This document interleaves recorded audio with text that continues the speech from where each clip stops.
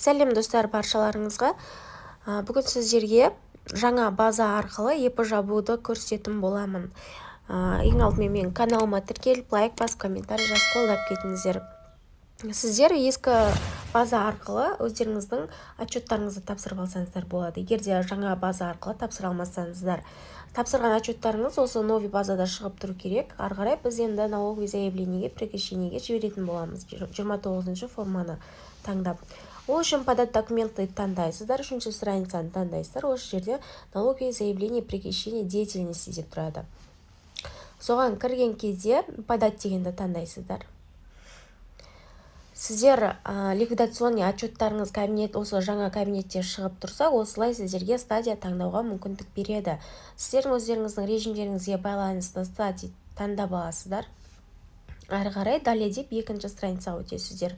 Бұл жерде екінші страницада ең алдымен сіздерде кассовый аппараттарыңыз снять етілген болу керек. Соны егерде кассовый аппараттарыңыз снять етілсе, ана жерге соны PDF форматқа сохранить етіп қоясыздар. Ары қарай осы налоговое заявление снятие с учета деген жерге тіркеп қоясыздар PDF форматтағы файлдарыңызды. Енді келесіде бізде алдыңғы ИП жабуға жіберіп жатқандай, біз КБК номерлерді жазатын едік қой, 101, 202 деген сияқты. Сол КБК номерлеріңізді осы жерге жазып шығасыздар. Ең алдымен 101, 202 EPN налогтарыңызды жазасыздар, иә?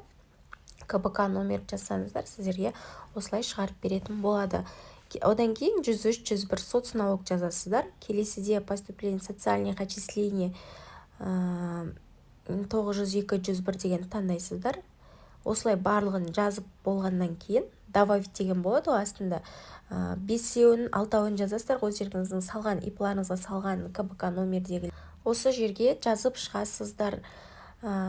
Пенсионка, ОПВР, социальное отчисление, медстраховка барлығын жазып боласыздар, иә? Одан кейін далее дегенді таңдайсыздар. Бұл жерге екі жерге де галочка қойып шығасыздар.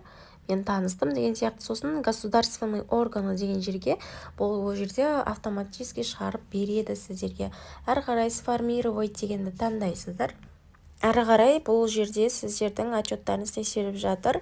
Кішкене күте тұрасыздар. Міне, күтіп болған соң осылай шығады сіздерде. Ана жақта сіздердің тапсырған отчеттарыңыз шығады. Міне, біздің жіберген қазіргі отчетымыз осылай шығып тұрады. Көріп алсаңыздар болады. Міне, бұрынғыдай шықты. Енді подписаться и отправить деген бөлімді басасыздар. ЭЦП ключтарыңызбен қол қойып жібересіздер осы жерде.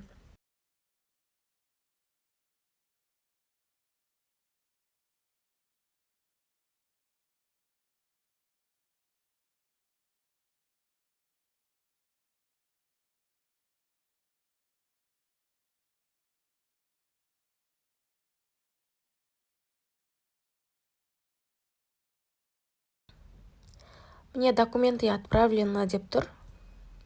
Сіздердің заявкаларыңыз кетті. Енді оны налоговое заявление бөліміне барасыздар. Міне сіздердің жіберген нелеріңіз тұрады. Прекращениеге жіберген заявлениелеріңіз тұрады.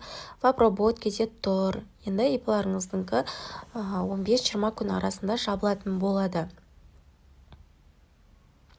Осылай печать етіп формандағыны алып алсаңыздар болады өздеріңіздің жіберген заявлениелеріңізді.